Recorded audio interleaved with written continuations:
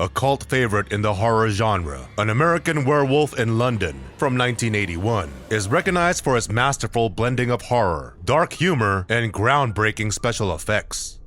What aspects of the film do you think contributed most to its lasting legacy? The gnarly makeup effects, or perhaps the jarring soundtrack of perky pop songs?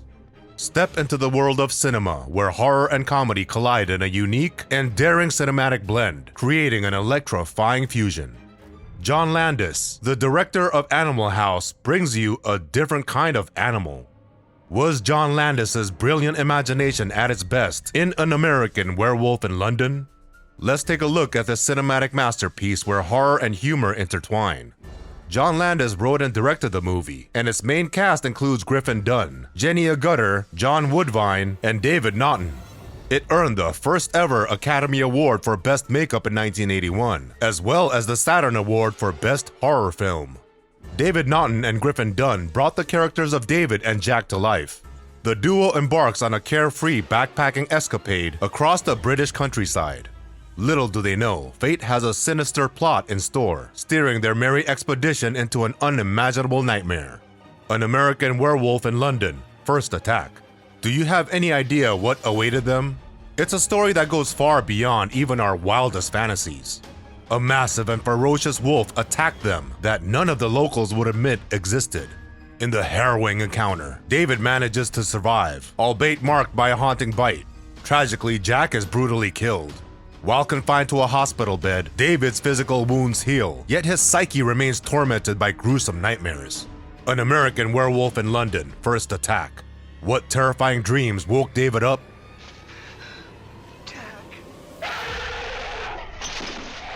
David's reality blurs with terrifying visions, haunted by the apparition of his deceased friend Jack. Why did Jack's ghostly figure appear in his nightmares, and what ominous warning did he deliver? Jack's relentless warnings echo that he cannot escape his transformation into a werewolf, a path with no detours. How does the story unfold further? Witness both the captivating evolution of this story and David's transformation into a werewolf unfolding right before your very eyes. The most captivating scenes are still to come, and they hold the promise of even more fascinating moments to come. And fear not, for the chilling climax awaits you at the journey's end.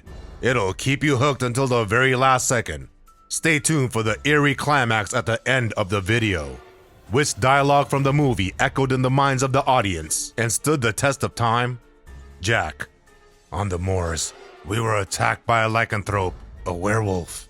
I was murdered, an unnatural death, and now I walk the earth in limbo until the werewolf's curse is lifted. David. Shut up! Jack. The werewolf's bloodline must be severed. The last remaining werewolf must be destroyed. This dialogue sets up the central conflict of the story, where David must accept his new werewolf identity and face the terrible consequences of the curse. Murdered, an unnatural death, and now I walk the earth in limbo until the werewolf's curse is lifted. Shut up. The wolf's bloodline must be severed. The last remaining werewolf. Who were the skilled hands behind the remarkable makeup transformation that turned the handsome David Naughton into the most terrifying werewolf? Rick Baker is a lifelong monster kid who holds a record of 7 Academy Award wins for makeup out of 11 nominations. For his creative work on the film, he received the first competitive Oscar in that category. When David Naughton and Rick Baker met up, David revealed his identity as the werewolf. "I feel sorry for you," was Baker's LOL reply. After the mesmerizing makeup work, let's explore the world of special visual and sound effects that enhance the gripping experience of the film. Through a series of nightmares, there is a wonderful sequence that takes us into the psychological trauma David had as a result of his attack. These haunting nightmare sequences leave a lasting impact with their hyper-realism and the fact that they're delivered on a steamroller over your senses. Even now, those dream sequences continue to captivate. When the inevitable happens and David transforms into the aforementioned beast, the moments of horror and brutality that ensue are razor sharp, vividly gory, and unapologetically raw. By the time you catch on to the secret Landis wanted to share, it's already far too late. Yes, An American Werewolf in London has a lasting bite, illustrating the mastery of filmmaking as we venture into one of the movie's standout scenes, which reveals its brilliance in all its glory. They are pursued by a horrific-sounding beast, whose menacing howl is composed of recordings of screaming elephants and baying wolves played backward. This marks the abrupt transition of the film, shifting from dry comedy to a downpour of chilling gore. The sequence was actually shot in the early morning hours, just outside of the Windsor Castle estate. The damp air chilled enough that 35mm cameras could actually pick up the steam escaping exposed limbs following the massacre. Actor Griffin Dunne had no choice but to scream for his life into the night air again and again. What inspired the creation of the film, and how did John Landis mold it like clay in his hands? In 1969, when he was still a teenager, director John Landis started writing the script for An American Werewolf in London. During his time working as a production assistant on the Kelly's Hero set in Yugoslavia, a crucial situation developed. During a road trip, Landis and his companion unexpectedly crossed paths with a gypsy funeral. An unexpected encounter left a lasting impression on their journey and eventually gave birth to the movie. In an attempt to keep him from returning from the dead, the recently departed guy was wrapped in garlic and buried feet first in an unusually deep grave. Landis recalled the situation and asked, "What should you do in that situation, given that if you're an intelligent, sensible person, you know it's bullshit? It doesn't exist. So how do you deal with something that doesn't exist that stands in your way and demands your attention?" This eerie encounter ignited Landis' creative spark, and he started writing a horror story.